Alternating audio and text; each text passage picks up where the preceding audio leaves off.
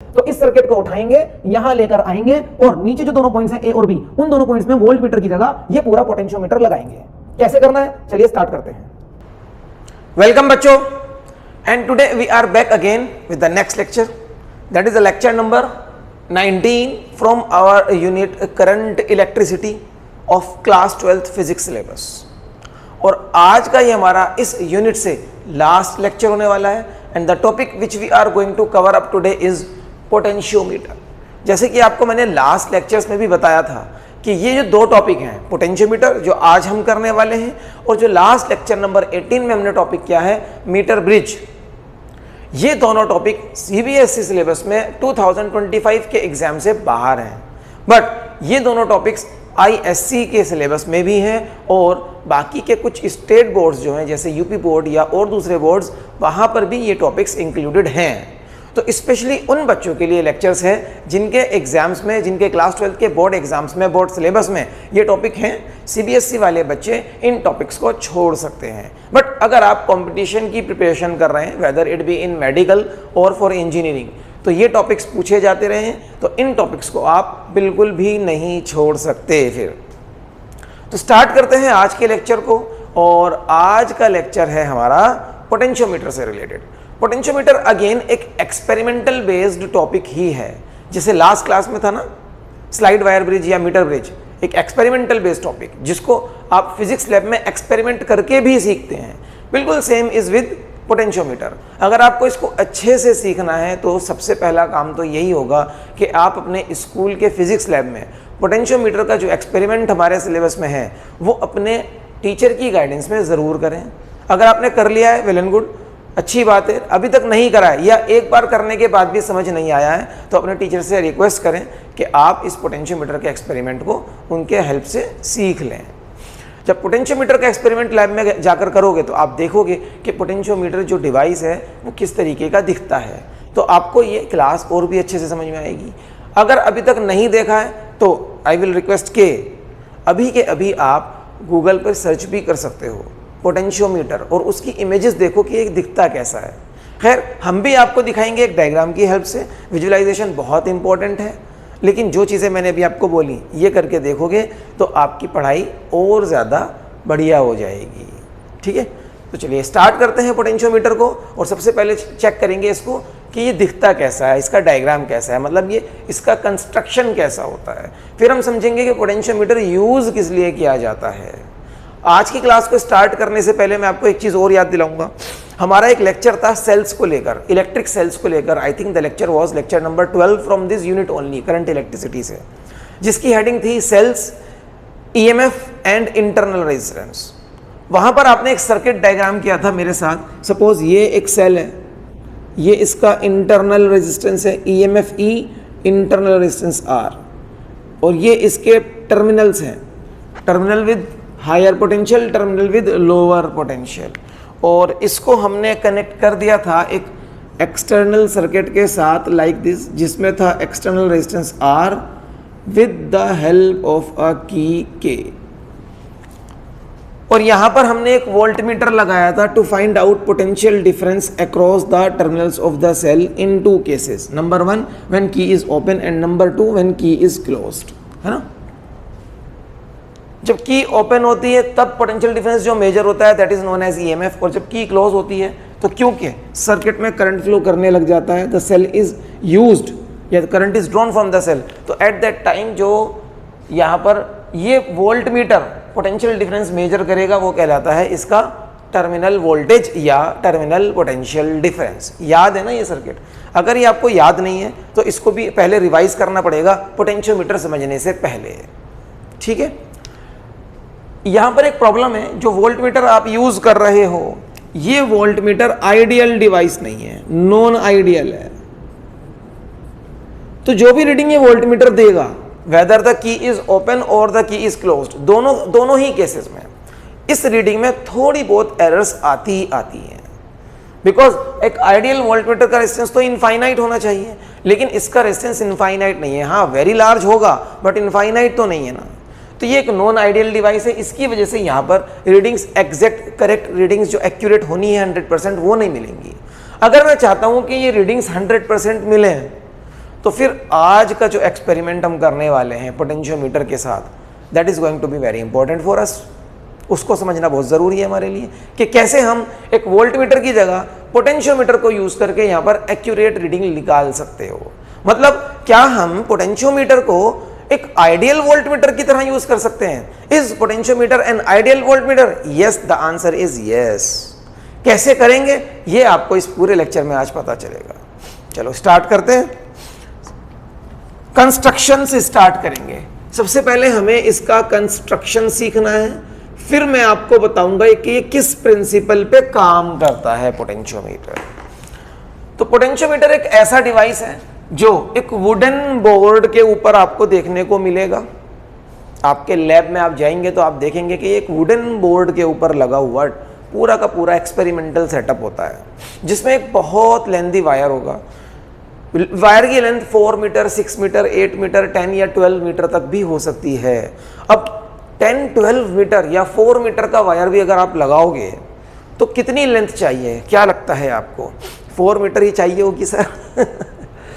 1 metre लगभग इतना होता है। आप सोचो 4 मीटर अगर मुझे लगाना पड़ जाए तो 4 मीटर की टेबल होगी क्या?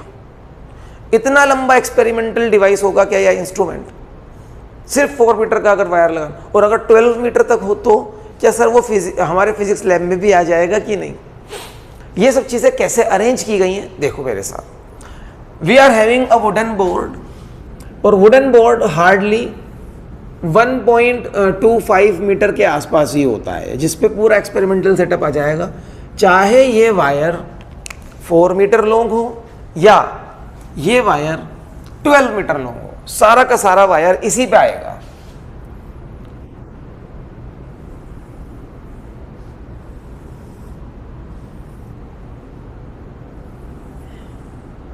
This is a wooden board जिसपे आपको पूरा का पूरा पोटेंशियोमीटर सेटअप रखना है अपना। Now the wire 1 metre long wire, ये 1 मीटर लंबा वायर है। सर आप तो बोल रहे थे कि 4 मीटर लंबा लेंगे कम से कम। अब देखो कैसे करना है आगे। 1 मीटर लॉन्ग वायर के बहुत सारे पीसेस आप लो, सबको पैरेलल लगा दो। एक और पीस आ गया, another piece, another piece. 4 wires मतलब 4 मीटर। अब इनको एंड टू एंड ज्वाइन करना है सीरीज में। सपोज यहां से स्टार्ट करा, यहां लगाएंगे अब आप एक कॉपर स्ट्रिप, कॉपर की स्ट्रिप लगाएंगे, और ये दो हैं स्क्रिव्स। स्क्रिव से इनको टाइट कर दिया कॉपर स्ट्रिप के साथ। Copper is a good conductor of electricity, तो अब ये कनेक्ट हो गए दोनों सीरीज में 2 मीटर लॉन्ग। फिर एक और कॉपर स्ट्रिप यहां लगाऊंगा, इनको भी स्क्रिव्स लगा के टाइट कर दिया, और फिर एक और कॉपर स्ट्रिप यहां लगाऊंगा, एंड अगेन यहां पर भी स्क्रिव्स लगा के टाइट कर दिया। Now it is a 4 metre long wire. ठीक है, स्टार्टिंग पॉइंट को भी एक स्क्रिव के साथ टाइट कर देना है, and let this point is a, और लास्ट वाले पॉइंट को भी एक स्क्रिव के साथ टाइट कर देना है, and let this point is C. यहां नीचे एक स्केल लगा होगा जहां पर आप रीडिंग लेंगे। लकड़ी का स्केल लगा दिया है, फिक्स कर दिया है इसी बोर्ड के ऊपर। This is a scale, 100 centimetre long scale है। यहां 0, तो इसके ठीक सामने यहां पर 100 सेंटीमीटर मार्क। दोनों तरफ से आपकी रीडिंग आ सकती है। आप चाहो तो रीडिंग इधर से ले लो, चाहो तो इधर से ले लो। तो इधर के लिए भी 0 to 100 सेंटीमीटर मार्क, ये स्केल हो गया। ये पोटेंशियोमीटर वायर कहलाता है। This wire is made of material constantan और मैंगानीन। मटेरियल का नाम याद रखिएगा। मटेरियल इसलिए यूज किया जाता है क्योंकि इसकी जो रेजिस्टिविटी होती है वो हाई होती है, और टेम्परेचर कोफिशिएंट जो होता है ये लो रखा जाता है। तो ये प्रॉपर्टीज कॉन्स्टेंटन या मैंगानीन के पास होती हैं। That is why we use a constantan wire और अ मैंगानीन वायर। वायर का area of cross section, wire के बारे में सब चीजें बता रहा हूं। जो पोटेंशियोमीटर वायर है, एक प्रॉपर्टी हो गई। दूसरा प्रॉपर्टी, इसका area of cross section constant रहना चाहिए, यूनिफॉर्म रहना चाहिए, area of cross section change ना हो जाए। ओके, अब ये पोटेंशियोमीटर डिवाइस है, ये इसके अंदर पोटेंशियोमीटर वायर है। जब तक इस वायर को करंट नहीं मिलेगा तब तक पोटेंशियोमीटर से आप क्या करा लोगे, कुछ नहीं हो पाएगा। तो इस वायर को करंट देने के लिए एक पूरा सर्किट लगेगा across the points A and C. यहां से करंट आएगा, ऐसे फ्लो करता हुआ जाएगा और सी पॉइंट से करंट बाहर। तो ए और सी पॉइंट के बीच में एक बैटरी तो लगानी पड़ेगी और बैटरी के साथ और भी चीजें लगेंगी। क्या क्या लगना है बैटरी के साथ, चलो देखते हैं। सपोज यहां हमने लगाई है एक बैटरी,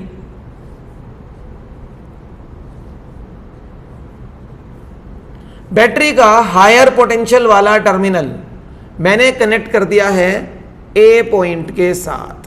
ध्यान देना अब आप उसको, बैटरी का हायर पोटेंशियल वाला टर्मिनल मैंने कनेक्ट कर दिया है ए पॉइंट के साथ। अब इस बैटरी के साथ एक रियोस्टेट भी लगाऊंगा। रियोस्टेट मतलब एक ऐसा रेजिस्टेंस जिसकी वैल्यू चेंज कर सकते हैं। It is used to maintain constant supply of current through the potentiometer wire, rheostat का यूज। साथ में एक एमीटर लगाएंगे, एमीटर से चेक करते रहेंगे कि करंट की वैल्यू चेंज तो नहीं कर रही है और कितना करंट फ्लो कर रहा है।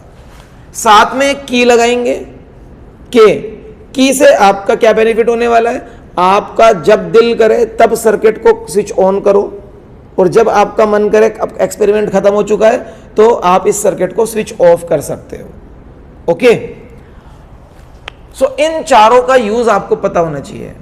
अ सेल, इसको प्राइमरी सेल या ड्राइवर सेल भी बोलते हैं, प्राइमरी सेल या driver cell. Cell of EMF E, it is also known as primary cell और ड्राइवर सेल, क्योंकि ये इस पूरे एक्सपेरिमेंट को ड्राइव करेगा। इस पूरे एक्सपेरिमेंट में जितना भी करंट का रिक्वायरमेंट है वो करंट यही तो देगा। कैसे देगा, लाइक दिस, ये करंट यहां से इसके हायर टर्मिनल से चलेगा और ये करंट पूरा पोटेंशियोमीटर वायर में ऐसे फ्लो करता हुआ आएगा और लाइक दिस ऐसे वापस। अगर मैंने की को कर दिया है क्लोज तभी तो करंट फ्लो करेगा। तो सेल प्राइमरी सेल या ड्राइवर सेल कहलाता है और ये पूरे एक्सपेरिमेंट को ड्राइव करेगा, पूरे एक्सपेरिमेंट को चलाएगा by providing the correct amount of current जो हमें चाहिए यहां पर। उसके बाद आएगा रियोस्टेट। रियोस्टेट क्या करता है, रियोस्टेट वेरिएबल रेजिस्टर है। It helps to maintain constant supply of current. Constant supply of current. Then we are having ammeter. Ammeter definitely इसका यूज तो करंट को मेजर करने के लिए किया जाता है, used to measure the current और you can say it is also used to check the amount of current flowing. Key K used to control the circuit. क्या कंट्रोल करना है, एज डिजायर्ड आप स्विच ऑन कर सकते हो, मतलब the circuit is close,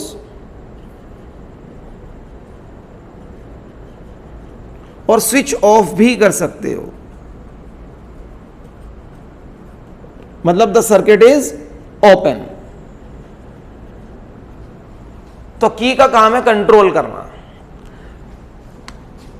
ये पूरा का पूरा जो सेटअप लगा है इसको हम ड्राइवर सर्किट भी कहते हैं या प्राइमरी सर्किट भी कहते हैं, प्राइमरी सर्किट। ये पूरा सेटअप, क्योंकि ये पूरा सेटअप मिलके ही इस एक्सपेरिमेंट को ड्राइव करेगा।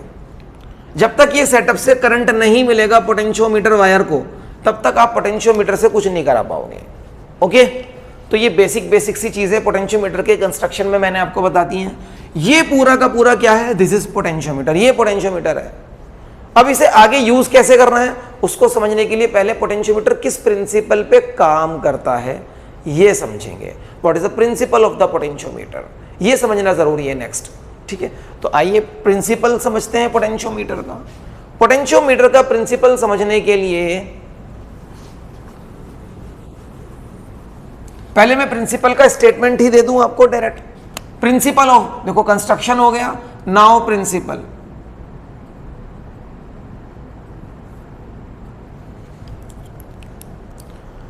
पोटेंशियोमीटर का प्रिंसिपल है potential difference across any length of a wire having uniform area of cross section and through which a constant current is flowing is directly proportional to the length of its portion, is directly proportional to the length of its portion. इसका मतलब क्या है, देखो पहले लिख देते हैं।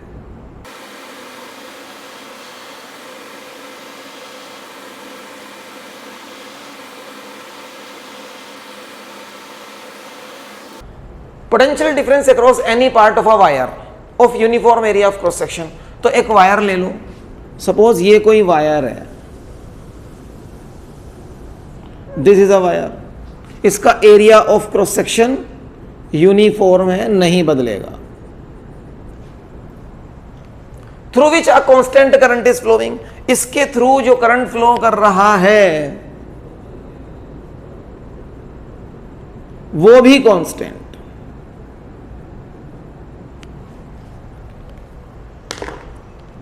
तो potential difference across any part, अब इसका कोई एक पार्ट ले लो, सपोज इसका मैंने एक पार्ट ले लिया यहां से यहां तक, और इस पार्ट की जो लेंथ है सपोज वो लेंथ है L।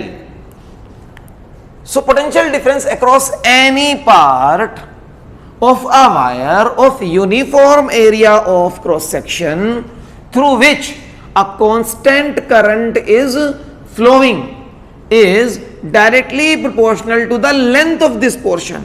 इसकी लेंथ के प्रोपोर्शनल, इसके लेंथ के ही प्रोपोर्शनल होगा। यहां से यहां तक का जो भी पोटेंशियल डिफरेंस है, इस वायर को यहां से यहां तक जो भी पोटेंशियल डिफरेंस मिल रहा है, मान लो this point is P, this point is Q, P से Q पॉइंट पर जितना भी पोटेंशियल डिफरेंस इस वायर को मिला, वो पोटेंशियल डिफरेंस इसी वायर की लेंथ, जितना भी इस पोर्शन का लेंथ है उसके ही प्रोपोर्शनल है। अगर ये पोटेंशियल डिफरेंस V है, then I will say that V is proportional to L। This is the principle on which potentiometer works. ये प्रिंसिपल है जिस पे पोटेंशियोमीटर काम करता है। क्या हम इस प्रिंसिपल को प्रूव भी कर सकते हैं? यस, बिल्कुल कर सकते हैं यूजिंग ओम्स लॉ। 2 लाइन का प्रूफ है।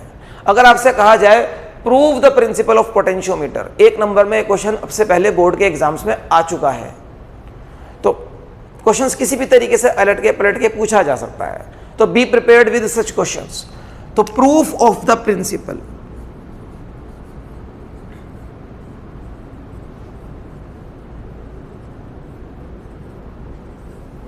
प्रूफ ऑफ द प्रिंसिपल कैसे करें sir?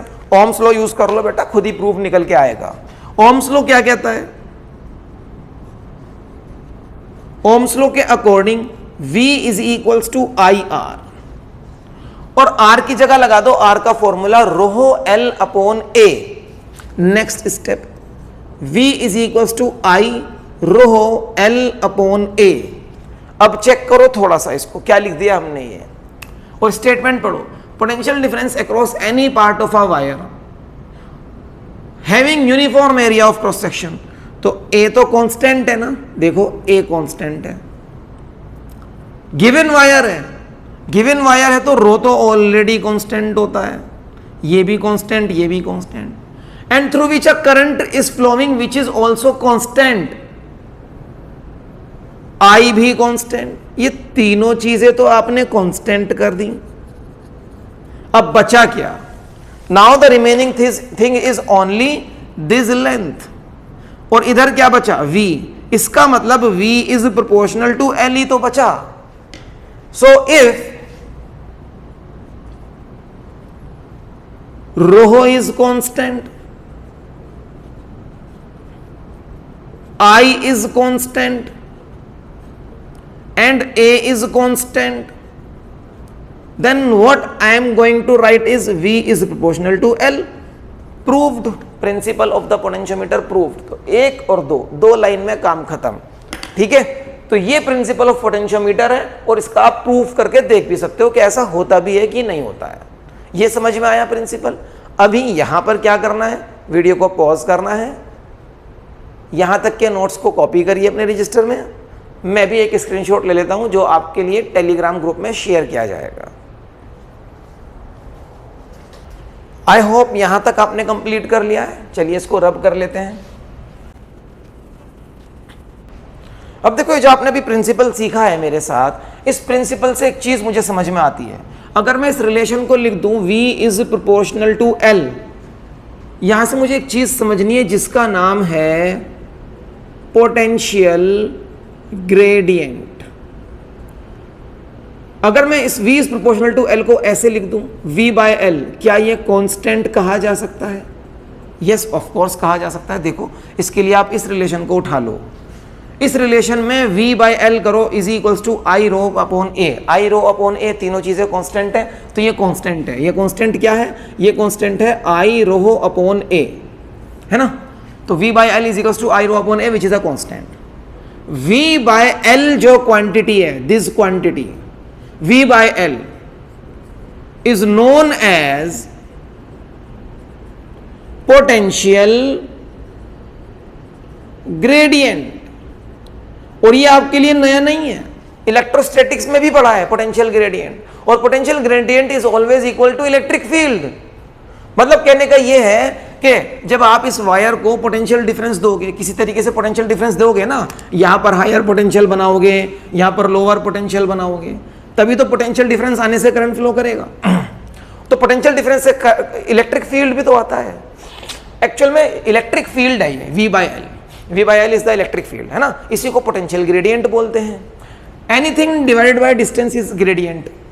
Temperature gradient, velocity gradient, ये पोटेंशियल ग्रेडियंट है।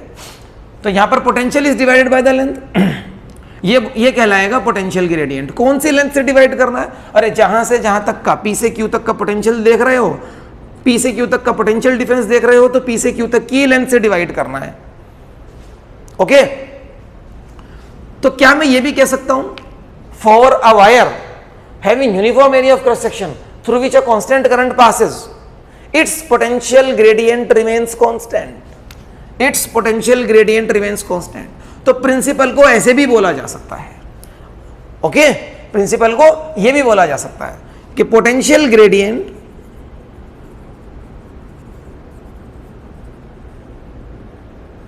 Of a wire having uniform area of cross section, मैंने ऐसे लिख दिया, through which a constant current flows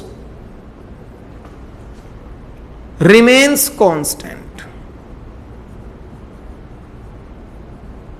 simple बोले तो potential gradient of a potentiometer wire remains constant. इस principal पे ये काम करता है। तो प्रिंसिपल में ये चीज भी ऐड कर लो उसके बाद में, फिर आगे बढ़ते हैं।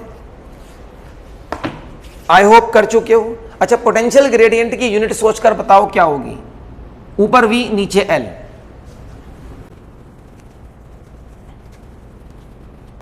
यूनिट सोच ली क्या? V upon L, volt per metre, ऐसा यूनिट। ओके, तो प्रिंसिपल भी हमने कंप्लीट कर लिया है। और प्रिंसिपल को मैं सिंपल यहां लिख देता हूं कि V is proportional to L for any part of the length of this wire. ये प्रिंसिपल इस वायर पे लगेगा। इस वायर को क्या बोलते हैं? पोटेंशियोमीटर वायर बोलते हैं। इस वायर पे लगेगा ये principal.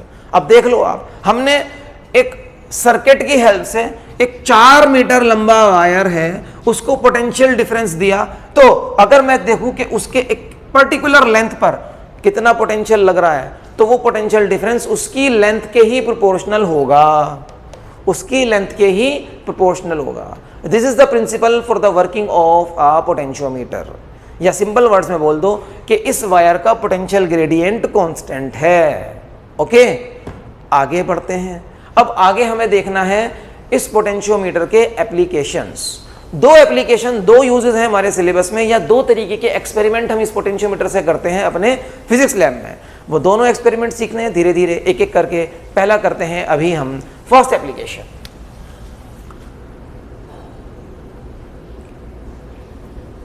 Applications of potentiometer number 1, यूं कह लो कि पहला एक्सपेरिमेंट सिखाया जा रहा है आपको, है ना। तो फर्स्ट एप्लीकेशन यहां लिखूंगा। First application is to compare EMF of two unknown cells. मेरे पास दो सेल हैं, दोनों का ईएमएफ नहीं पता, तो ये अननोन हो गए ना मेरे लिए। लेकिन इन दोनों का ईएमएफ नहीं पता है, भले ही ठीक है, इनका ईएमएफ मुझे कंपेयर करना है। कंपेयर करने का मतलब है टू फाइंड देयर रेशियो। अगर एक सेल का ईएमएफ E1 है, दूसरे का E2 है, भले ही मुझे E1 और E2 की वैल्यू नहीं पता, लेकिन मैं E1 अपॉन E2 ये वैल्यू फाइंड आउट करना चाहता हूं। कैसे करेंगे चलिए देखते हैं। तो first application, first experiment is to compare EMFs of two unknown cells. Suppose एक सेल है मेरे पास ये माइनस प्लस, इसका ईएमएफ ई है नहीं पता कितना, और दूसरा सेल ये है प्लस माइनस, इसका ईएमएफ E2 नहीं पता कितना। What I want to find out is I want to find out E1 upon E2, ये फाइंड आउट करना है। दिस इज आवर एम, ये फाइंड आउट करना है। कैसे करेंगे? तो प्रिंसिपल का यूज करेंगे, सीधा हो जाएगा। यहां पर एक सर्किट मेंटेन करना है हमें। उस सर्किट में सेल E1 लगाएंगे। E1 सेल लगाने के बाद एक रीडिंग ली जाएगी, और जब ये वो रीडिंग ली जाती है तो कंडीशन होती है नल मेथड या बैलेंस्ड कंडीशन, जो आपने लास्ट टॉपिक में भी सीखी है, स्लाइड वायर ब्रिज, या उससे पहले व्हीटस्टोन में भी सीखी है। याद है ना वो व्हीटस्टोन ब्रिज का नल मेथड? नल मेथड, बैलेंस्ड कंडीशन क्या होती थी कि जब गैल्वेनोमीटर वाले वायर में करंट जीरो हो जाए तो हम बोलते हैं कि सर्किट बैलेंस्ड कंडीशन में आ गया। बिल्कुल वैसा ही अभी यहां पर एक वायर आएगा जिसमें गैल्वेनोमीटर लगा होगा। जब इस गैल्वेनोमीटर वाले वायर में करंट जीरो आएगा, galvanometer will read the current as zero, तो मैं बोलूंगा कि मेरा इस एक्सपेरिमेंट का जो कंडीशन है वो बैलेंस हो गया है। बैलेंस कंडीशन का मीनिंग क्या होगा? यहां पर सब चीजें चेक करते हैं, और उस टाइम पे हम लेंगे एक रीडिंग। देखिए कैसे सर्किट कंप्लीट करना है।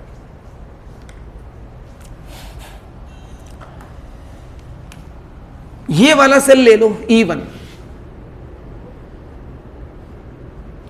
इस सेल को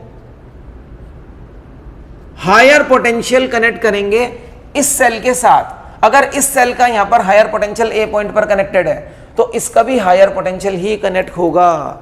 ये गलती नहीं होनी चाहिए। ऐसा ना हो जाए कि इसका तो हायर पोटेंशियल कनेक्ट कर दिया, इसका लोअर, एक्सपेरिमेंट में एरर्स आ जाएंगी, एक्सपेरिमेंट हो ही नहीं पाएगा। ठीक है, तो साथ साथ आपको देखो प्रिकॉशंस भी बता रहा हूं, जहां जहां पर आपको एरर हो सकती है और वो आपको रोकनी है। प्रिकॉशंस एंड एरर्स होती है ना हर एक्सपेरिमेंट में।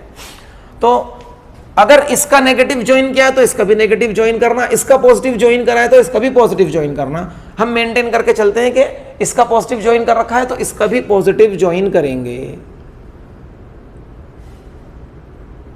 यहां पर पॉजिटिव ज्वाइन कर दिया। अब आगे एक की लगाएंगे K1, और यहां से आगे एक गैल्वेनोमीटर वाला वायर आएगा। यहां गैल्वेनोमीटर कनेक्टेड है, और गैल्वेनोमीटर के दूसरे एंड पर आपको याद है ना जॉकी है मेरे पास। जॉकी, इसको मैं सिर्फ J लिख देता हूं। लास्ट क्लास में भी बताया था ये कैसा डिवाइस है। बिल्कुल एक जैसे बाइक की चाबी होती है की, उस तरीके का डिवाइस होता है।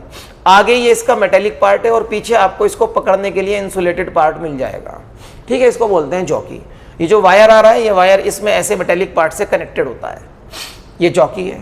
जॉकी का काम, जैसे कि लास्ट एक्सपेरिमेंट में, लास्ट क्लास में भी समझाया स्लाइड वायर वाले ब्रिज में, इसका काम होता है कि ये इस वायर को टच करके देखना है कि गैल्वेनोमीटर में कहां पर रीडिंग जीरो आएगी। मतलब बैलेंस कंडीशन ढूंढना है, बैलेंस कंडीशन। तो अब मैं इस जॉकी को यहां ए से स्टार्ट करूंगा और रख के देखूंगा, फिर ए पर रखने के बाद सी पर भी रखूंगा। अगर ए पर रखने के बाद एक डायरेक्शन में डिफ्लेक्शन आता है, मान लो इधर आ गया डिफ्लेक्शन गैल्वेनोमीटर में, और सी पर दूसरे डायरेक्शन में डिफ्लेक्शन आ गया, तो समझ जाओ कि आपने जितने भी कनेक्शंस किए हैं वो सब ठीक है। अगर ए और सी मतलब two ends of the potentiometer wire, इन पर आपने जॉकी को एक बार रखा ए पर, एक बार रखा सी पर, और डिफ्लेक्शन दोनों ही केसेस में एक ही डायरेक्शन में आ रहा है, तो कनेक्शंस में कहीं ना कहीं गड़बड़ है। पहले कनेक्शंस चेक करो, उसको ठीक करो, फिर आगे एक्सपेरिमेंट में बढ़ना है।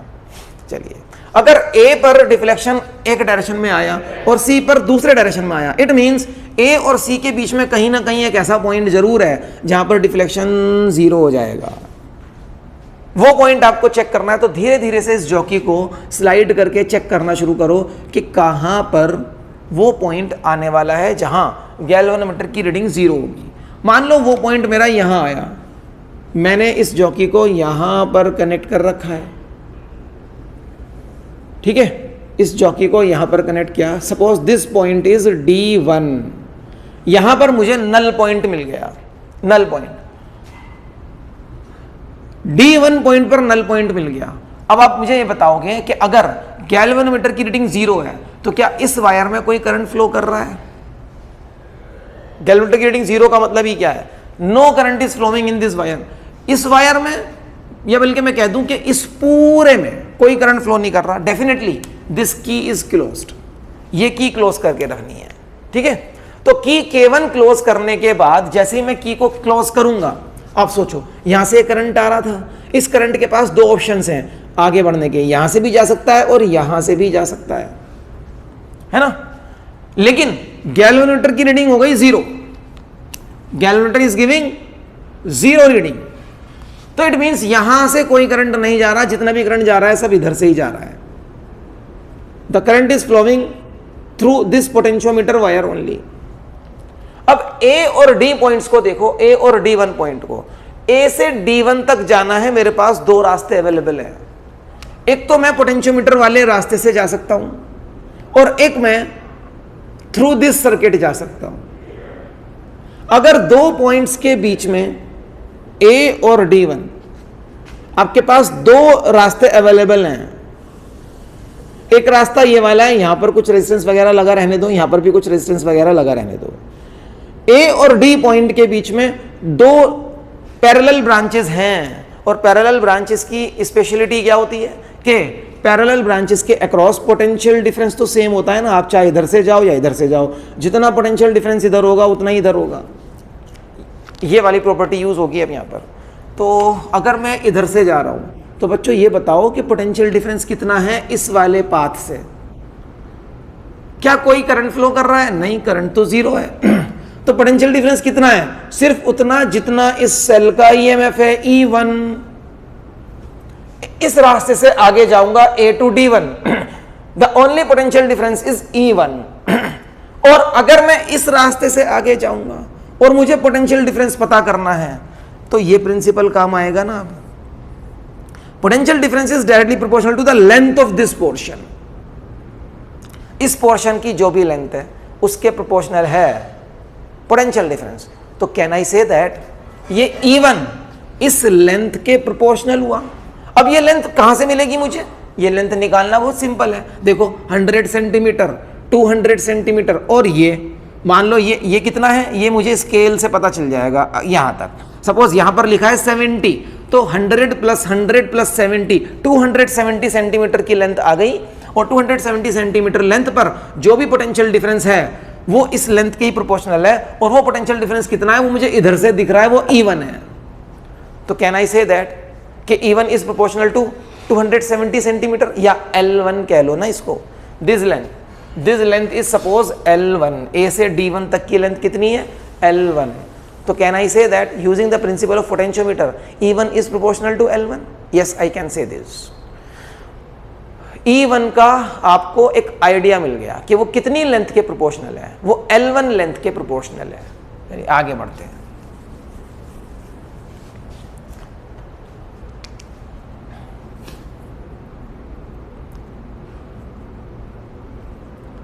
Finding balancing length for E1 as shown, जैसे कि हमने सर्किट डायग्राम में शो करा है। यहां पर अब हम E1 के लिए बैलेंसिंग लेंथ फाइंड आउट करेंगे।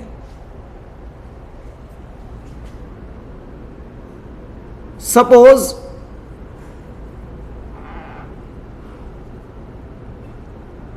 D1 is null point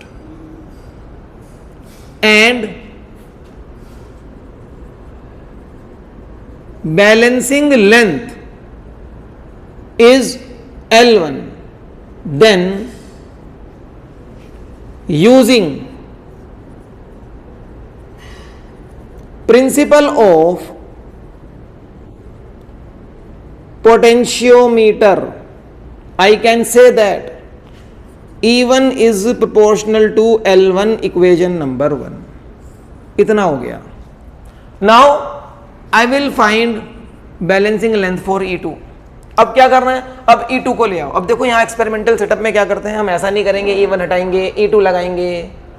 हम क्या करेंगे, यहां पर ये E2 वाला सेल भी ऑलरेडी हम यहां पर कनेक्ट करके चलते हैं A पॉइंट के साथ, बिल्कुल वैसे ही जैसे E1 वाला सेल आपने कनेक्ट किया था ना, positive terminal of the cell with positive terminal of this cell.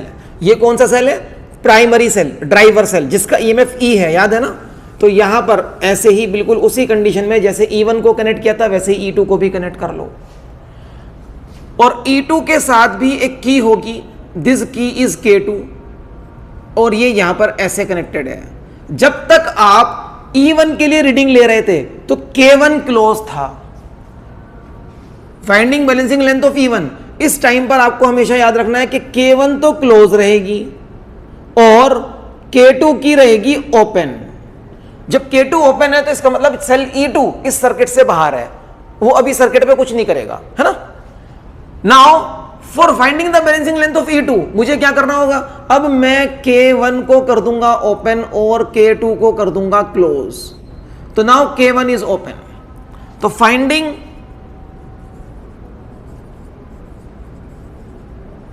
Balancing length for E2, अब क्या करना है, की K1 ओपन रहेगी और की K2 क्लोज रहेगी। और बिल्कुल इसी तरीके से सपोज अब इस बार बैलेंसिंग लेंथ तो कहीं और आएगी ना, इसका EMF कुछ और होगा। मान लो अब इस बार बैलेंसिंग लेंथ आई मेरे लिए यहां आई, सपोज यहां ये D2 पॉइंट पर आ गई, उसकी बैलेंसिंग लेंथ D1 पॉइंट पर थी। अब जो कि लगाए यहां, तो कितनी लेंथ है, 100 सेंटीमीटर प्लस इतना कहां से लाऊंगा, इतना। मान लो ये आया लगभग 27 सेंटीमीटर, सपोज यहां से यहां तक 27 सेंटीमीटर, तो बैलेंसिंग लेंथ हो गई 127 सेंटीमीटर्स। ठीक है, मान लो इसको L2, यहां से यहां तक की लेंथ L2, बैलेंसिंग लेंथ हो गई L2। तो suppose the balancing length now in this case is L2, बिल्कुल वैसे ही जैसे यहां लिखा है वैसे ही आप यहां लिख देंगे। तो if balancing length is L2 then I can say that इस L2 लेंथ को बैलेंस कौन सा पोटेंशियल डिफरेंस कर रहा है, E2। इस रास्ते से देखो ना, आपके पास A से D2 तक जाने के दो रास्ते अवेलेबल हैं। A से D2 तक इस रास्ते से आओगे तो A और D पॉइंट के बीच का पोटेंशियल डिफरेंस कितना है, by principle proportional to length L2। और वो पोटेंशियल डिफरेंस इधर से चेक करो तो कितना है, E2, क्योंकि इस रास्ते पर कोई करंट फ्लो नहीं कर रहा। गैलमीटर कह रहा है कि करंट जीरो है भैया, इस रास्ते पर कोई करंट फ्लो नहीं कर रहा, तो बस A से D2 के पॉइंट के बीच में सिर्फ और सिर्फ E2 अवेलेबल है। तो बस यही पोटेंशियल डिफरेंस अवेलेबल है ना, E2। और पैरेलल में पोटेंशियल डिफरेंस सेम होता है, मतलब जितना भी E2 है वो ही इस लेंथ के प्रोपोर्शनल है। तो E2 is proportional to L2, this is my equation number 2। अब कुछ नहीं करना, दोनों को डिवाइड करना है। Dividing the two equations, E1 upon E2 is equals to L1 upon L2। Answer आ गया, this is the required answer. हो गए कंपेयर दो सेल जिनका EMF नहीं पता, ना E1 की वैल्यू पता ना E2 की वैल्यू पता, लेकिन उनके लिए L1 L2 ढूंढ लिया। तो E1/E2 बताना है तो आप क्या बता दो, L1/L2 बता दो। E1/E2 का आंसर आ जाएगा, दिस इज द कंपैरिजन, मतलब this is the ratio of the EMF of the two cells. अब अगर मैं किसी तरीके से मान लो E1 ढूंढ लूँ या मुझे कोई बता दे कि भैया E1 इतना है, तो E2 की वैल्यू फिर आप बता दोगे यहाँ से, ठीक है ना। तो ये हमारा पहला एप्लीकेशन हो गया। बेटा वैसे कुछ नहीं है, 5 मिनट का टॉपिक नहीं है, लेकिन क्योंकि आप पहली बार पढ़ रहे हो और टॉपिक एक्सपेरिमेंटल टॉपिक है, तो यहाँ पर अच्छे से एक्सप्लेन करना हम चाहते हैं, सो दैट आपको बढ़िया नॉलेज मिले। जो कहीं नहीं मिल रहा वो यहाँ से तो मिल जाए। तो थोड़ा टाइम लगता है इन चीज़ों में, है ना। आपको लग रहा है कि क्लास स्लो चल रही है, तो आपके पास ऑप्शन है, आप स्पीड को 1.5x या 1.75x या 2x जाकर भी देख सकते हो, आपका टाइम बच जाएगा। बट हमें यहाँ पर धीरे धीरे आराम से हर एक बच्चे को समझ में आ जाए उसके अकॉर्डिंग पढ़ाना रहेगा। अभी आप वीडियो को पॉज करो, ये वाला एप्लीकेशन कॉपी करो। इस एप्लीकेशन को कॉपी करने के बाद, और कॉपी करते करते समझ भी लेना, इस एप्लीकेशन को कॉपी करने के बाद हम वापस आते हैं और करेंगे नेक्स्ट एप्लीकेशन। नेक्स्ट एप्लीकेशन किस चीज़ के बारे में रहेगा? अगर मेरे पास कोई सेल है बिल्कुल अननोन, ना तो उसका EMF पता ना उसका इंटरनल रेजिस्टेंस पता, उस सेल का इंटरनल रेजिस्टेंस ढूंढेंगे कितना है। That will be the next application, next experiment. चलिए मिलते हैं थोड़ी देर में, आप इसको कॉपी करिए। आई होप आपने ये चीज अभी तक कॉपी कर ली होगी।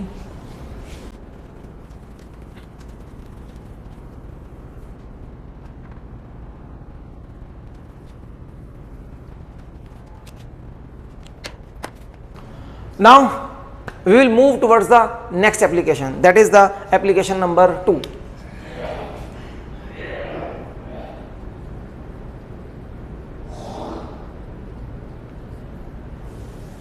एप्लीकेशन नंबर 2 में क्या करना है? To find internal resistance of an unknown cell. बिल्कुल अननोन सेल है, आपको नहीं पता उसका EMF कितना है, उसका इंटरनल रेजिस्टेंस कितना है, लेकिन फिर भी आपको कहा जा रहा है इसका इंटरनल रेजिस्टेंस फाइंड करके बताओ। तो for this I can make use of potentiometer. इसके लिए भी पोटेंशियोमीटर का यूज़ कर सकते हैं। इसके लिए मैं आपको एक चीज़ याद दिलाऊंगा, जिस लेक्चर में आपने मेरे साथ टर्मिनल पोटेंशियल डिफरेंस, EMF और internal resistance of a cell सीखा है। I think the lecture number is 12। अगर नहीं सीखा तो अभी आपसे रिक्वेस्ट है कि आप YouTube सर्च बार में ऊपर टाइप कर दो, सर्च करने के लिए cells, EMF and internal resistance, आगे फिजिक्स सीखो लिख दो। आपको वो लेक्चर मिल जाएगा जहां पर ये सब चीज़ें बताई गई हैं, क्योंकि अगर आपको वो नहीं पता तो ये वाला एप्लीकेशन समझ में बिल्कुल नहीं आएगा। इस एप्लीकेशन को समझने के लिए सेल की बेसिक नॉलेज होना ज़रूरी है, मतलब EMF क्या होता है, टर्मिनल पोटेंशियल डिफरेंस क्या होता है और इंटरनल रेजिस्टेंस क्या होता है, और इन तीनों के बीच में रिलेशन क्या है, वो सब चीज़ें। I think the lecture number is 12 from this chapter only. Heading cells, EMF and internal resistance लिखोगे मिल जाएगा, आगे फिजिक्स सीखो लिख देना। 5 मिनट में रिवाइज करा देता हूँ। जिनको लेक्चर कर चुके हो लेकिन ऐसा लग रहा है कि आप भूल तो नहीं गए, उनके लिए यहाँ पर रिवीजन करा देता हूँ। और जिन्होंने बिल्कुल नहीं देखा, बेटा वो लेक्चर जरूर देखो, तभी ये होगा, है ना। देखिए वहाँ पर हमने देखा था कि अगर मेरे पास एक सेल है जिसका EMF E है, इंटरनल रेजिस्टेंस R है, ये दोनों टर्मिनल्स हायर पोटेंशियल वाला, लोअर पोटेंशियल वाला, और इस सेल को मैंने कनेक्ट कर दिया है एक एक्सटर्नल रेजिस्टेंस के साथ R with the help of a की K, ओके। और साथ में लगा दिया था एक वोल्ट मीटर यहां पर, इन दोनों पॉइंट्स पर।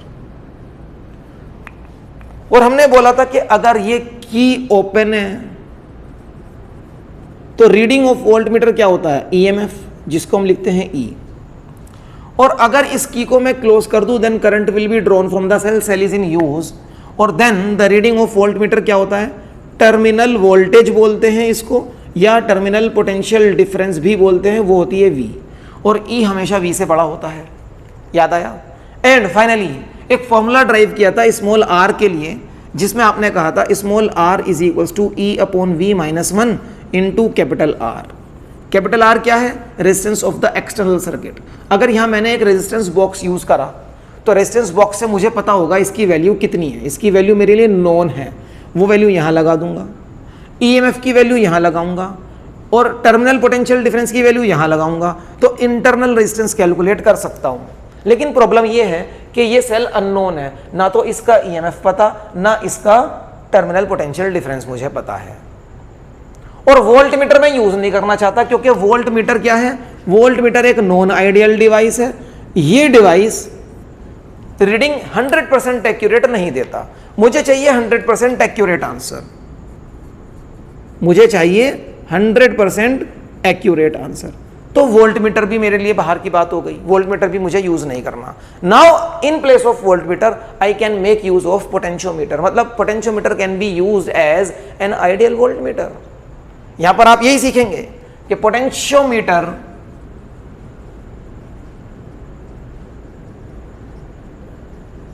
Can be used as an ideal volt meter. कैसे कैसे करूंगा ये सब काम मैं?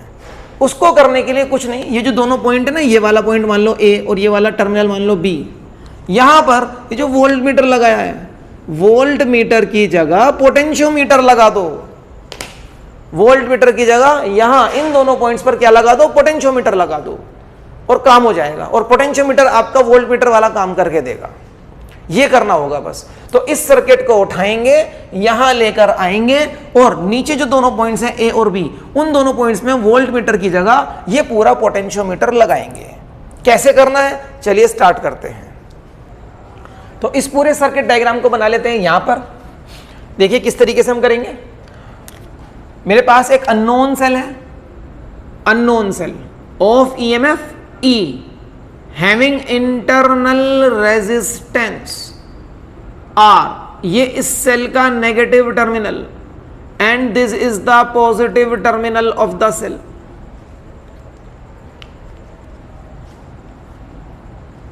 और ये इस सेल के साथ connected external circuit with the help of a key. This की, मान लो ये की है K1, K की तो ऑलरेडी यहां यूज कर ली ना, तो इसका नाम K1। और ये रेजिस्टेंस बॉक्स की हेल्प से आप एक नोन वैल्यू ऑफ रेजिस्टेंस, इस रेजिस्टेंस की वैल्यू आपको पता होगी, वो लगाएंगे यहां पर R। ओके, तो ये वाला सर्किट डायग्राम, ये वाला सर्किट डायग्राम बिल्कुल सेम है। Now these 2 points A and B, these are the terminals of the cell, positive terminal of the cell, negative terminal of the cell. इन दोनों पॉइंट्स पर आपने लगाया हुआ था यहां पर वोल्ट मीटर। अभी इन दोनों पॉइंट्स पर मैं लगाऊंगा पोटेंशियोमीटर। कैसे लगाऊंगा पोटेंशियोमीटर, चेक करो, देखो मेरे साथ। पोटेंशियोमीटर कनेक्ट करने के लिए आपको क्या करना है कि सेल का पॉजिटिव टर्मिनल उसी पोटेंशियोमीटर के उसी एंड पर लगाओ जिस एंड पर इस वाले सेल का भी पॉजिटिव टर्मिनल लगा है। ये वाला रूल तो स्टार्टिंग से चल ही रहा है, ठीक है। तो ड्राइवर सेल का पॉजिटिव टर्मिनल और अननोन सेल का positive terminal, they should be at the same end of the potentiometer wire. Cell के दूसरे टर्मिनल पर आपको वही वाली ब्रांच लगा देनी है जिसमें गैल्वेनोमीटर होता है। गैल्वेनोमीटर के दूसरे एंड पर जॉकी होता है। जॉकी का काम है इस वायर पे ढूंढेगा वो एक नल पॉइंट। जॉकी का काम तो यही है ना, वो इस पोटेंशियोमीटर वायर पे ढूंढेगा नल पॉइंट के कहां पर गैल्वेनोमीटर की रीडिंग 0 आएगी। अब जब इसको नल पॉइंट ढूंढना है तो यहां पर भी होंगे 2 केसेस, जैसे यहां पर थे 2 cases, when the key K is open and when the key K is closed. ये वाले 2 केसेस यहां पर होते हैं ना, जब की K1 कह लो, K1 is open, then the voltmeter reads EMF, and when K1 is closed, then the voltmeter reads terminal voltage. Same is going to be here. Same कहानी यहां पर होएगी। अगर मेरे पास की K1 ओपन है तो पहला केस, फर्स्ट पॉइंट, when की K1 is open, we find the balancing length.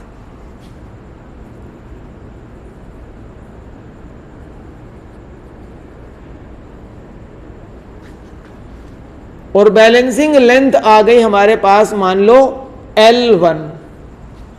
Suppose balancing length ढूंढते ढूंढते मैं जॉकी को लेकर आया इस पॉइंट तक, D1 पॉइंट तक जॉकी को लाना पड़ा, तो लेंथ हो जाएगी ये प्लस ये प्लस ये प्लस ये यहां से आप ढूंढ लेंगे स्केल से कितना है, सपोज 10 सेंटीमीटर, तो 100 प्लस 100 प्लस 100 प्लस 10 310 सेंटीमीटर मान लो, इसको ऐसे मेजर कर लेंगे, तो ये लेंथ हो गई L1। अब इस बैलेंसिंग लेंथ ने अगर आप प्रिंसिपल का यूज करो तो देखो A से D1 पॉइंट तक आने के दो रास्ते, एक रास्ता ये यहां से potential difference is proportional to length, और दूसरा रास्ता ये यहां से potential difference is proportional to EMF, because when K1 is open no current is drawn from this cell, जैसे आप यहां पर बोलते थे when K1 is open no current is drawn from the cell then the reading of voltmeter is EMF।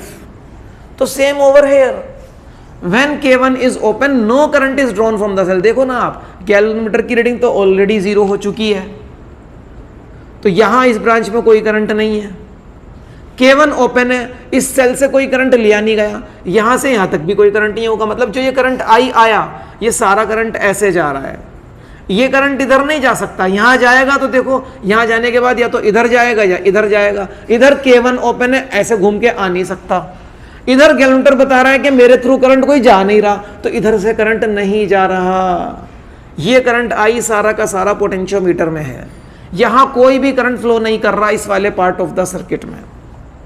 If no current is flowing in this part of the circuit means no current is drawn from the cell, means this cell is not in use, means अभी यहां से A से लेके D1 तक अगर मैं इस रास्ते से जा रहा हूं, A से लेके D1 तक इस रास्ते पे कोई करंट फ्लो नहीं कर रहा है, तो इस रास्ते से अगर मैं चेक करूंगा कितना पोटेंशियल डिफरेंस है, तो सिर्फ और सिर्फ सेल का EMF ही तो आएगा, सिर्फ और सिर्फ सेल का EMF आएगा।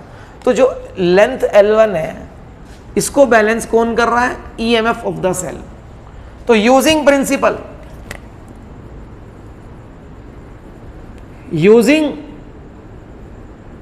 प्रिंसिपल ऑफ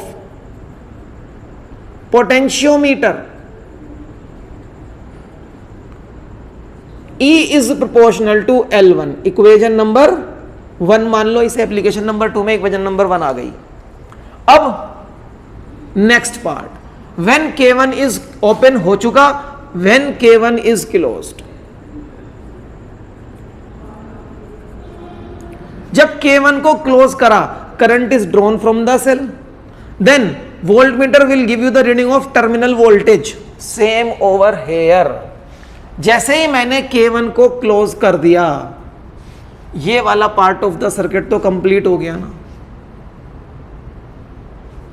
अब मैं बैलेंसिंग लेंथ ढूंढूंगा, सपोज बैलेंसिंग लेंथ ढूंढने के लिए अब जॉकी यहां पर रीडिंग दे रहा है 0 D2 पॉइंट पर, और डेफिनेटली ये वाली लेंथ L1 से कम आएगी क्योंकि टर्मिनल वोल्टेज EMF से कम होता है, तो ये वाली लेंथ तो L1 से कम ही आएगी, ठीक है।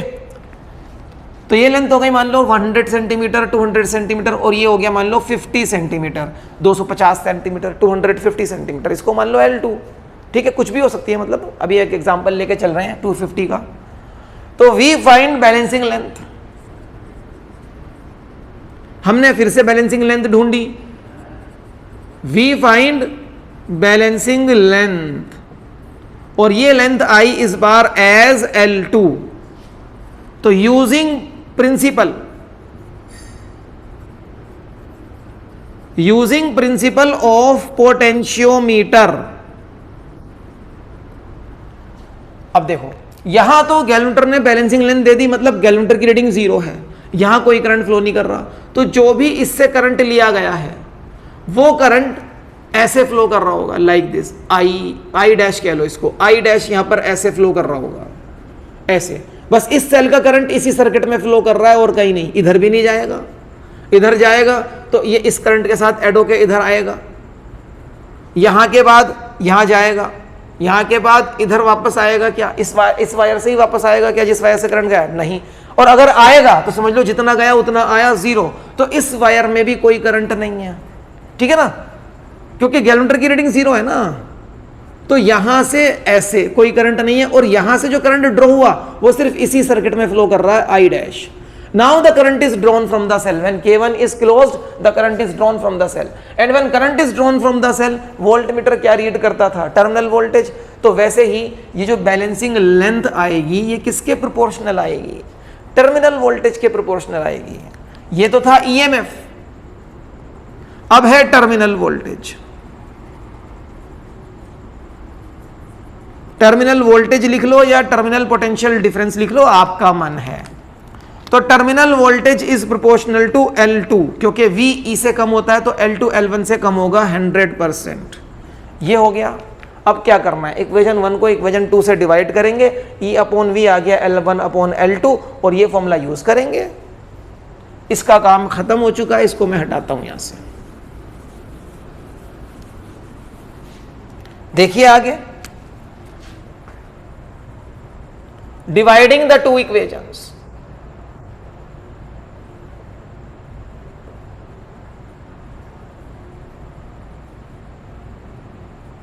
We get E upon V is equals to L1 upon L2. Equation number 3 मान लो. Now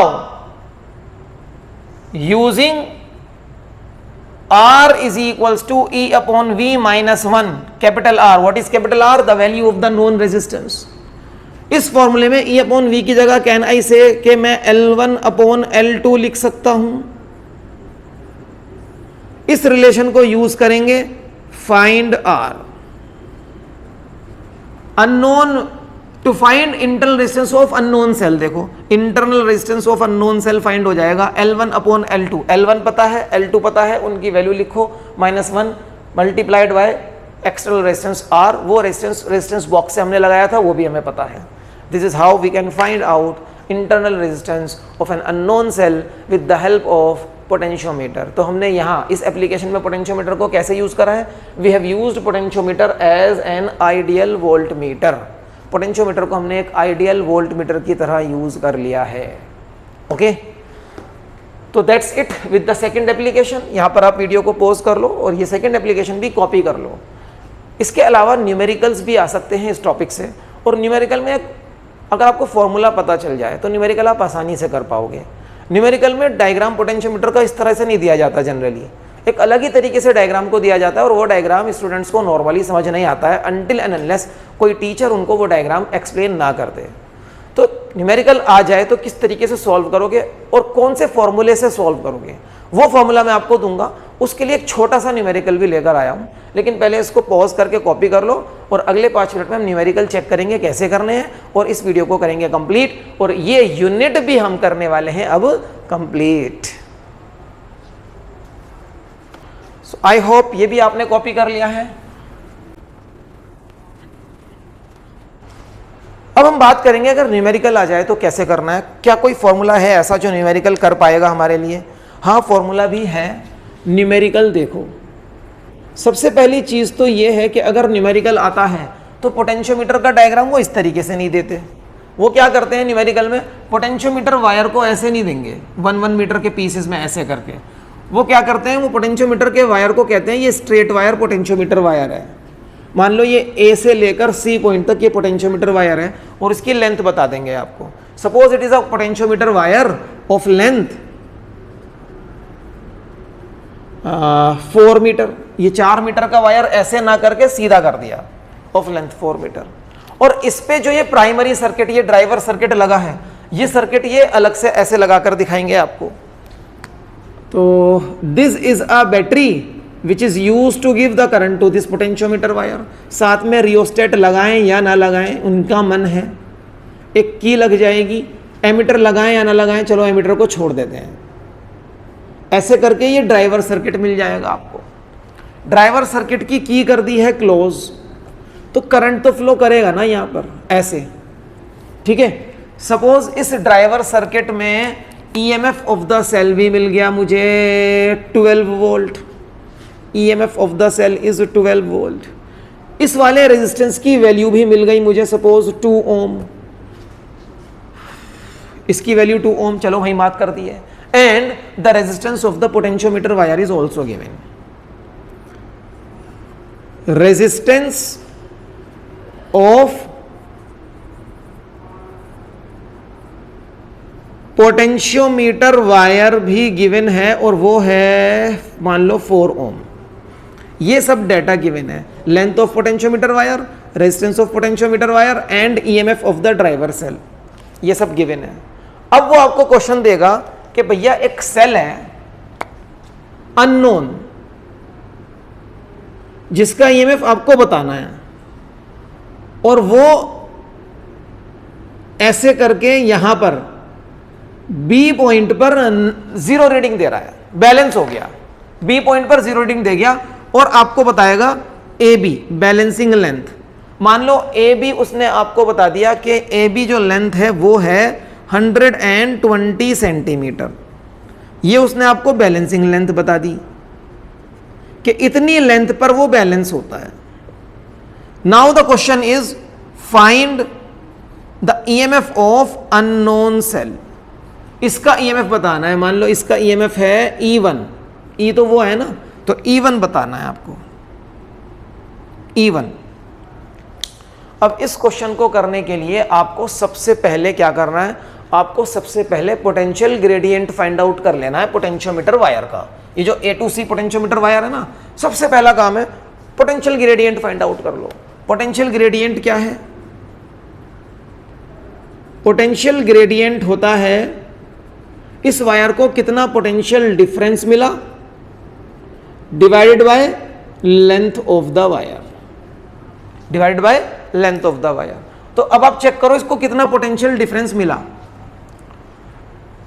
ये एक सिंपल सा सर्किट है ना, तो बैलेंस कंडीशन है, तो यहां तो कोई करंट फ्लो नहीं कर रहा, यहां पर जो भी करंट आई आया, ये करंट आई सारा का सारा करंट यहां से ऐसे फ्लो करके जा रहा है लाइक दिस। तो इस सर्किट में ध्यान से देखो कितना रेजिस्टेंस है, 2 ओम और ये वाला 4 ओम, यहां से यहां तक 4 ओम। तो आप कह सकते हो कि यहां पर ये जो करंट है, इस करंट की वैल्यू फाइंड आउट करनी है पहले मुझे, ठीक है। तो ये जो करंट है ये कितना होगा, total EMF upon total resistance. ये वाला R और ये वाला 2 ओम, R1 प्लस R2 लिख लो, कोई दिक्कत नहीं है, R1 प्लस R2 है ना, ऐसे total potential difference upon total resistance, 4 ohm plus 2 ओम। और ईएमएफ कितना है 12। एक्चुअली ये मैंने ओम्स लॉ ही तो लगाया है, current is equals to potential difference upon resistance of the circuit. तो 12 upon R1 plus R2, 4 plus 2 6, current यहां पर फ्लो कर रहा है 2 एम्पियर्स, 2 एम्पियर का करंट फ्लो कर रहा है, 2 एम्पियर का करंट फ्लो कर रहा है यहां पर। अब ध्यान से देखो, अगर मैं पोटेंशियल डिफरेंस इसको कितना मिला ये पता चल जाए, भाई इसको जो पोटेंशियल डिफरेंस मिला क्या वो 12 वोल्ट है? नहीं, 12 वोल्ट में से ये भी तो कुछ खा गया होगा, 2 ओम का ये भी तो लग रहा है। तो इसको जो पोटेंशियल डिफरेंस मिला वो कितना होगा, इसका करंट इनटू इसका रेजिस्टेंस। सो नाउ ये एक स्टेप हो गया। दूसरा step, potential difference across the potentiometer wire AC is equals to इसका करंट इनटू इसका रेजिस्टेंस, I की वैल्यू इनटू इसका रेजिस्टेंस। मान लो इसका रेजिस्टेंस R1 लिया आपने, ये R1 है, I की वैल्यू है 2 और R1 है 4 ohm. 2 into 4 is equals to 8 volts का पोटेंशियल डिफरेंस मिला है इसको। 2 पॉइंट हो गए। अब आ जाओ तीसरे पॉइंट पर, पोटेंशियल ग्रेडियंट निकालना है। पोटेंशियल ग्रेडियंट निकालने के लिए potential difference 8 volt upon length of this wire, that length is 4 metre, 8 upon 4 that is 2 volt per metre. ये आ गया मेरा तीसरा point, potential gradient. Potential gradient निकालना है पहले, ऐसा क्वेश्चन अगर मिल जाए तो। अब उसने क्या पूछा है ये, अब इसको करना एक लाइन का काम है। अगर आप जो मैंने फॉर्मूला बताने वाला हूं वो यूज कर लो, EMF of unknown cell is equals to potential gradient multiplied by balancing length. ये फॉर्मूला याद कर लो बच्चों, ये फॉर्मूला आपको इसका आंसर देगा। तो EMF of unknown cell is E1, potential gradient is 2 volt per metre, balancing length is 120 centimetre. क्योंकि आपका ग्रेडियंट है वोल्ट पर मीटर में, तो ये वाली लेंथ भी मीटर में होनी चाहिए, बैलेंसिंग लेंथ भी मीटर में होनी चाहिए। तो 120 सेंटीमीटर का मतलब क्या होगा, 1.2 मीटर होगा ना। तो मैं यहां पर लिखूंगा 1.2 मीटर। अगर पोटेंशियल ग्रेडियंट होता वोल्ट पर सेंटीमीटर तो बैलेंसिंग लेंथ भी सेंटीमीटर में लगाएंगे, और पोटेंशियल ग्रेडियंट है वोल्ट पर मीटर तो बैलेंसिंग लेंथ भी मीटर में लगाएंगे। ये याद रखना है बस, ठीक है। तो 1.2 मीटर, 2 इंटू 1.2, 2.4 वोल्ट्स आंसर। इस सेल का ईएमएफ 2.4 वोल्ट है। और एक चीज और याद रखना, अगर बैलेंसिंग कंडीशन में यहां कोई रेजिस्टेंस भी लगा दिया जाए तो उस रेजिस्टेंस के आने से भी यहां पर इसके ईएमएफ में कोई भी इफेक्ट नहीं आने का मेजर करने में। बैलेंसिंग लेंथ वही रहेगी, मतलब कहने का ये बैलेंसिंग लेंथ चेंज नहीं होगी। क्यों? क्योंकि बैलेंस कंडीशन में इधर से कोई करंट तो फ्लो कर ही नहीं रहा है। जब करंट फ्लो नहीं कर रहा है तो ये रेजिस्टेंस उस करंट जब इसमें करंट आया ही नहीं तो ये रेजिस्टेंस पोटेंशियल डिफरेंस भी नहीं खाएगा, और ये रेजिस्टेंस पोटेंशियल डिफरेंस नहीं खाएगा तो इसका मतलब ये हुआ ना कि बैलेंसिंग लेंथ चेंज नहीं होगी। तो यहां रेजिस्टेंस हो या ना हो, बैलेंस्ड कंडीशन में बता रहा हूं, बैलेंस कंडीशन में या रेजिस्टेंस हो या ना हो उससे कोई फर्क नहीं पड़ने वाला है, ठीक है। इस तरीके से, इस फॉर्मूले से आप पोटेंशियोमीटर वायर के अच्छे अच्छे न्यूमेरिकल भी कर सकते हो। न्यूमेरिकल के लिए अलग क्लास करेंगे बाद में। अभी हमारा जो मेन एम चल रहा है वो है to complete the syllabus. Questions भी हम बाद में कर लेंगे, ठीक है। तो अब आज यहाँ पर हमने ये पोटेंशियोमीटर की क्लास के साथ साथ अपने यूनिट करंट इलेक्ट्रिसिटी को भी फिनिश कर लिया है according to class 12th syllabus. Next unit हम स्टार्ट करेंगे नेक्स्ट लेक्चर में, that is going to be magnetic effects of current and magnetism.